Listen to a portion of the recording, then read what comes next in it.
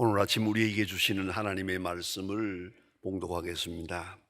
구약 성경 여호수아 24장 14절로 18절에 있는 말씀 되겠습니다. 구약 성경 357면입니다.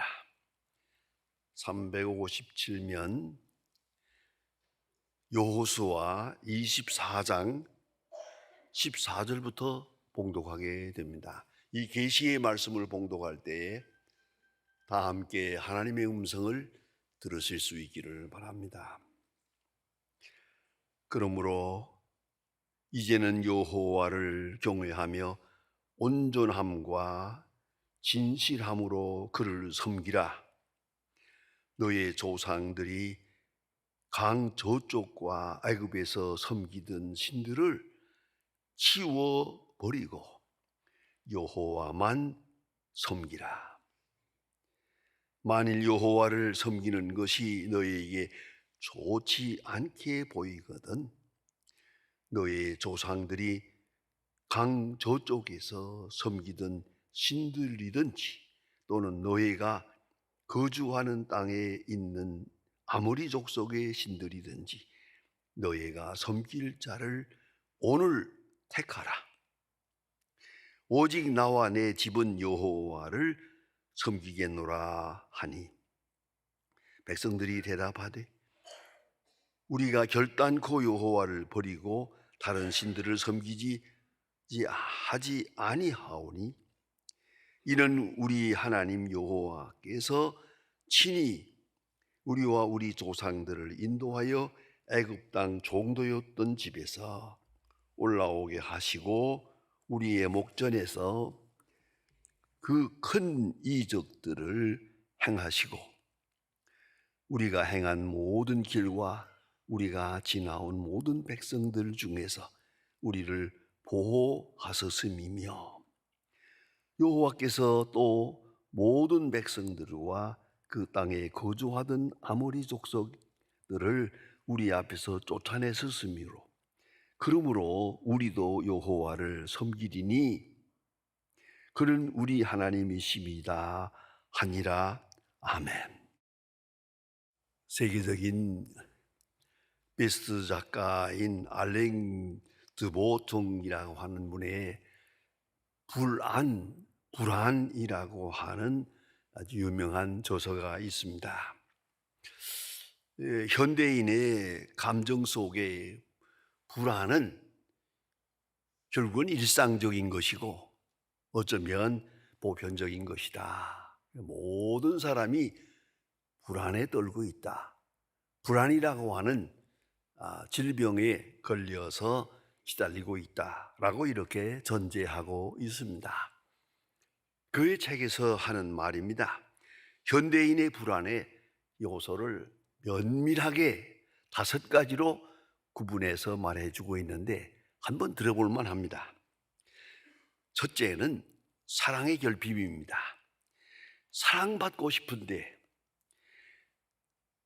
내가 받는 사랑이 부족해요. 마치 어린아이들이 아주 우는 것과 같이 그 울 때마다 사랑받고 싶고 사랑을 확인하고 싶은 거예요. 그만큼 민감하다. 태어날 때부터 사랑의 욕구에 우리는 끌려 살아가기 때문에 그 사랑의 욕구가 다 채워지는 게 아니거든요. 그래서 불안할 수밖에 없다. 다시 말하면 사랑받지 못하는 데 대한 그 감정이 불안으로 나타나는 것이다. 두 번째는 아주 속물근성입니다. 다시 말하면 여전히 근성에 끌려가고 있다는 겁니다. 잘못된 일인 줄 알아요. 그러면서 그 일을 해요. 먹어서는 안 되는 건 줄 알아요. 먹어요. 그 길로 가면 안 돼요. 다 경험해 보았어요 벌써. 그리고 또 가요. 그러니까 죄책을 느끼면서도 그 지난 잘못된 행동에서 벗어나지 못하는 거예요. 그냥 무엇인가 그냥 끌려가고 있는 거예요. 그러면서 존재감마저 상실하게 된다. 이래서 속물근성, 내 마음 속에 있는 속물근성이 그런 불안의 요소다. 세 번째는 능력 의존주의입니다. 능력이라는 거, 이거 한계가 있는 것이거든요. 경제, 정치, 문화 모든 면에서 능력은 한계가 있는 거예요. 그런데 한계를 넘어서는 욕망이 있어요. 기대감이 있어요. 그것부터가 잘못된 것이다. 그러니까 능력의 한계를 확실하게 인정을 해야 되는데, 한계를 넘어서는 기대감, 그것 자체가 불안의 요소가 되는 것이다. 네 번째는 불확실성입니다. 점점 커지는 불확선성. 확실한 것이 없어요. 우리가 사회생활을 살아가 보면 경제, 정치, 문화 모든 면에서 확실한 거 없다는 걸 이제쯤은 알 것 같은데, 그러면서도 또다시 불확실성을 인정하지 않고 그 기대감을 가진단 말이에요. 이것이 불안의 요소다. 또 하나는 허망한 기대감입니다. 허망한 기대. 우리가 가진 소망, 우리가 가진 욕심, 그 기대가 이루어질 수 있는 것이 아니거든요. 그거 다 알고 있어요. 그러면서도 여전히 또 기대를 가져요. 이렇게 되기 때문에 이 5가지 요소로 인해서 사람의 마음속에는 항상 불안이라고 하는 심리 상태가 지속되고 있는 것이다 라고 말합니다. 인간은 항상 자기 모순에 끝없이 끌려가고 있습니다. 첫째, 물질적 만족 없다는 걸 알고 있습니다. 물질로 인해서 만족할 수 없어요. 그러면서 물질에 대해서 기대를 걸어요. 돈이 있다고 건강한 거 아니고, 돈이 있다고 평안한 것도 아니에요. 그럼에도 불구하고 또 돈에다가 기대를 걸어요. 예수님께서 이 같은 우리 허무한 인간들에게 비유로 한번 말씀하신 때가 있습니다. 누가복음 12장에 보면은 어리석은 부자가 있는데 농사가 잘 돼서요, 아주 풍성하게 되니까 아이고 창고가 적구만, 창고를 다시 짓자, 창고를 늘려요. 그리고 곡식을 많이 걷어다가 가득 쌓아놓고 그 다음 하는 말이 너무 재미있어요. 내 영혼아, 오랫동안 먹고 쓸 것이 여기 쌓였으니까 먹고 마시고 즐기자. 내 영혼아, 자기 보고 하는 말이에요. 그러니까 하늘에서 하나님께서 웃으신대요. 야 이놈아, 오늘 밤 네 영혼을 도로 취하면 그 재물이 네 것이 되겠느냐. 얼마나 넌센스예요. 얼마나 타당한 얘기예요. 재산이 많다고, 오늘 건강을 잃어버리고 오늘 세상 떠나면 그 재산이 네 것이 되겠느냐. 이게 예수님이 하신 말씀이에요. 그런데 사람들은 여전히 물질에 대해서, 글쎄 봅시다, 성경이 말하는 대로는 그저 먹을 것과 입을 것이 있으면 족한 줄로 알지니라, 스스로 만족할 줄 알아야 되는데 만족이 없어요. 만족이 없다는 거, 그건 참으로 불행한 것이고, 더구나 물질 의존도, 돈이면 다라, 물질만 있으면 모든 것이 해결이 될 거다, 그런 망상을 버려야 된다 그 말이죠. 또 하나는 지식에 대한 기대감입니다. 여러분 공부를 많이 합니다. 한데 이 중요한 게 있습니다. 알면 알수록 모르는 것이 더 많아집니다. 그래서 유명한 그런 역설적인 말이 있어요. 공부란 무엇을 알아가는 것이 아니고 무엇을 모른다는 것을 알아가는 것이다. 그렇잖아요. 공부할수록 점점 더 모르는 것이 많아지고 의심이 점점 더 많아져요. 그래서 가장 용기가 있는 사람이 누군지 아십니까? 무식한 사람이에요. 모르니까 막 대드는 거예요. 이거는 여러분 아시잖아요. 공부를 많이 한 사람은 제대로 돈을 번 사람도 없고 제대로 출세한 사람도 없어요. 공부를 많이 한 사람은. 왜요? 요리 생각하고 저리 생각하다 보니까 아무 일도 못하는 거예요. 심지어는 마지막에 보니까 결혼 생활도 시원치 않아요. 왜요? 생각이 너무 많아요. 너무 복잡해요. 지식이라는 건 가지면 가질수록 점점 더 모르는 것이 더 많아져요. 의심은 더 커져요. 그래서 나의 의지는 약해져요. 인생은 망가지는 거예요. 이걸 알아야 되니까 지식의 우매함과 그 한계를 알아야죠. 또 자기 만족에 대한 감성적 욕구입니다. 충족하지 못함을 알면서 무상한 변화를 알면서 또 기대감을 걸어요. 이것이 잘못이고요. 그다음에 네 번째는 권세에 대해 명예입니다. 권세, 명예 허무한 거예요. 많이 보았어요. 다 알고 있어요. 근데 또 기대를 걸어요. 그렇기 때문에 끝없이 우리는 불안에 떨 수밖에 없다. 그러면 나의 믿음을 한번 점검해 보십시다. 지식, 감정, 의지 다 믿지 못해요. 믿을 것이 못 돼요. 그러면 나의 믿음의 현수소가 어딥니까? 내 믿음의 종착점이 어딥니까? 깊이 생각해야 합니다. 우리 성경 역사를 통해서 한번 보십시다. 이스라엘 백성들이 애굽에서 노예 생활할 때는 소원이 하나뿐이요. 출애굽하면 좋겠다. 이 애굽에서부터 벗어날 수만 있으면 좋겠다. 그게 소원의 전부였어요.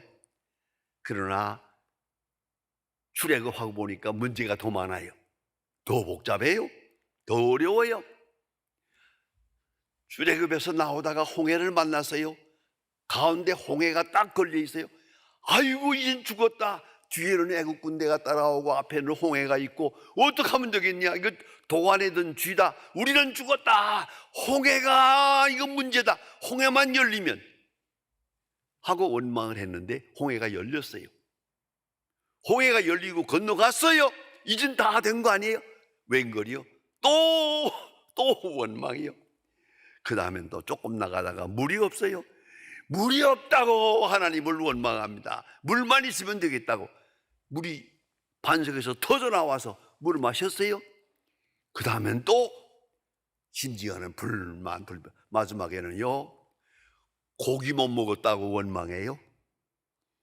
고기를 먹어본 지가 오랬다고. 끝도 없어요. 정말 이게야말로 구제불능한 것 같아요. 생각해 보십시다. 이러한 이스라엘 민족을 앞에 놓고 여호수아가 말합니다. 하나님의 중요한 지도자 모세는 40년 동안을 이스라엘을 인도하고 이제 연세가 높아서 하나님의 부름을 받았습니다. 이제 후계자 여호수아가 대신 이스라엘을 인도하게 됩니다. 40년간 동안 하나님의 능력, 하나님의 지혜, 하나님의 사랑 다 보았습니다. 다 경험했습니다. 40년 동안을. 그리고 오늘 여호수아는 외칩니다. 섬길 자를 선택하라. 여기서 결단하라. 더 이상 우왕좌왕해서는 안 되겠다. 선택을 촉구합니다. 어차피 지식과 풍요와 경제와 정치다. 상황의 문제가 아니다. 우리 원망은 신앙의 문제다. 여러분 잊지 말아야 합니다. 우리는 상황에 의해서 근심이 오고 세상 상황 때문에 내가 불안에 떠는 줄 알고 있지만 아니요. 실제는 믿음뿐이에요. 상황의 문제가 아니라는 것이죠. 그래서 여호수아가 백성들에게 외칩니다. 결단을 촉구합니다. 믿음의 현주소가 어디 있냐? 너희들은 뭘 믿고 여기까지 왔느냐? 앞으로 우리가 뭘 믿고 살아야 하겠느냐? 믿음을 재정비하는 그런 중요한 시간입니다. 오늘 본문의 말씀을 간단하게 요약하면 두 마디입니다. 하나는 버리는 결단, 하나는 섬기는 결단. 결단의 문제입니다. 상황의 문제가 아닙니다. 여러분, 우상 숭배하던 사람들, 그 우상 섬기하는 옛 습관이 있습니다.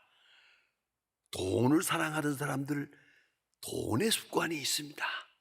돈 벌으라고 애쓰는 것까지는 좋았는데 이제 와서 어느 사이에 돈이 내 우상이 돼버렸어요. 그게 제일 문제입니다. 돈이라는 물질이 문제가 아니라 돈이 내 속에 들어와서 우상이 돼버렸다는 것이죠. 이걸 끊어버려야 되는데요. 만몬이라고 하는 우상을 배제해야 되는데요. 여러분 마음속에 황금이라고 하는 우상, 돈이면 다라고 생각하는 우상, 빨리 묻어버려야 됩니다. 이것이 있는 한 내 신앙도 흔들립니다. 신앙도. 왜요? 기도하는 거 보면 알아요. 간절히 뭘 구하나 그랬더니 간절히 해야 돈 벌잖아요. 그 기도도 우상화돼서요. 기도까지도, 내 소원까지도 우상화돼 버렸단 말이에요. 그런 거로 우상을 버리라. 문화화된 고질병, 현대인의 우상, 지식이면 다 될 거라. 아니에요. 과학적 기술 발전에다 우리 기대를 겁니다. 아니에요. 그 기대할 만한 게 우리 겪어봤잖아요. 코로나 때문에 그만 망가서, 이건 지식의 광란이에요. 이게 얻은 게 뭐예요? 더 올라온 건 사방에서 코로나 예방주사 맞는다 뭐란다 난리를 쳤는데 주사 한 번도 돈 없어서 못 맞은 아프리카의 가난한 사람들이 제일 안 걸렸대요. 그렇다면 그런 줄 아세요? 그러니까 호들갑을 떨었지만 이건 현대인의 지식을 우롱하는 겁니다. 사실은요. 그런 결론이 나왔어요. 그런가 하면 권력에 대한 것, 권력이 무상합니다. 또 제일 무서운 것은 작은 것이지만 우리 경험입니다. 내가 경험해 보았다, 내가 해 보았다. 그런데 그 경험처럼 불안한 게 없거든요. 불안전한 게 없습니다. 또 하나는 고집입니다.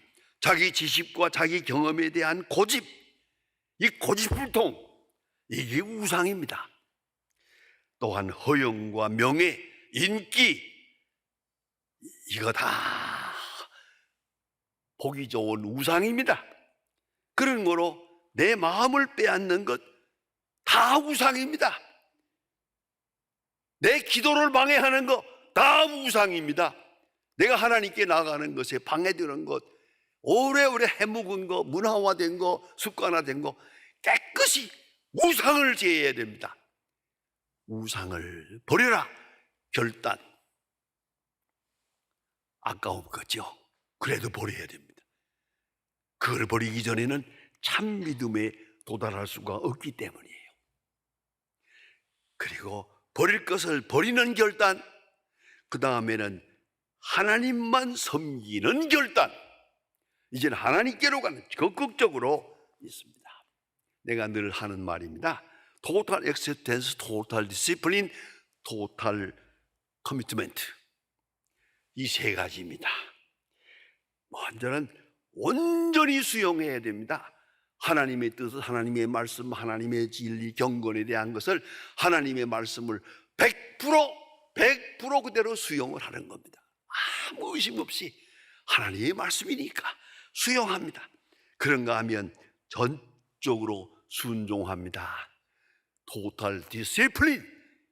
하나님께서 나를 선하신 길로 인도하실 거다. 하나님의 인도하시는 과정에 대해, 교과 과정에 대해서 불평이 없어요. 전적으로 하나님의 말씀을 깨끗하게 따라가도록, 기뻐하도록. 그런가 하면 토탈 커미트먼트. 거기다가 운명을 걸어야 됩니다. 목숨을 바치는 겁니다. 목숨을 위탁하게 됩니다. 하나님의 능력, 하나님의 지혜, 하나님의 사랑, 여기에 전적으로 내 운명을 맡기게 됩니다. 그러면 그 사랑 속에 기쁨이 있습니다. 찬양이 있습니다. 감사가 있습니다. 결단하고 나면 편안합니다. 우왕좌왕할 때 고민이 있는 거지. 완전한 결단, 거기에 안정도 있고 원망은 없습니다. 평안과 기쁨이 있다는 걸 잊지 말아야 합니다. 오늘 성경에 자세히 읽으면 비장한 장면이 하나 있습니다. 나와 내 집은 여호와를 섬기겠노라. 이게 무슨 말입니까? 이 결단이 고독한 것이에요. 다른 사람 볼 것도 없어요. 세상 돌아가는 거 볼 거 없어요. 고독한 결단입니다. 나와 내 집은 여호와만 섬기겠노라. 너희들의 마음대로 해라. 나는 이게 중요한 겁니다. 고독한 결단을 가질 때, 그때 용기도 생기고 지혜도 생기고 평안함도 얻을 것입니다. 내 속에 있는 우상 제거하고 내 믿음을 새롭게 하고, 이제는 상황에 휘둘리지 말고 나와 내 집은 여호와만 섬기겠노라. 내가 숨 넘어갈 때까지 하나님을 찬양할 것이다. 하나님의 뜻을 알고 기뻐하고 감사하고 하나님의 뜻에 충성하고 결단하는 순간 진정한 용기, 신앙으로부터 오는 자유 얻게 될 것입니다. 여호수아는 다시 우리에게 외칩니다. 너희가 우상을 버려라. 그런 결단, 그리고 하나님만 섬기기로 하는 신앙적 결단 할 때 여호수아는 말합니다. 나처럼, 하나님의 사람, 나처럼 능력의 사람 될 것이다. 나와 내 집은 여호와만 섬기겠노라. 여호수아의 그 위대한 결단, 우리 속에도 있어질 때 진정한 평안과 감사와 자유와 용기가, 지혜도 그 속에 있는 것입니다. 이 프로그램은 여러분의 미디어 선교 후원으로 제작되었습니다. 선교는 사명, 후원은 동역. 당신도 복음을 전할 수 있습니다. 선교 후원 02-6333-1003번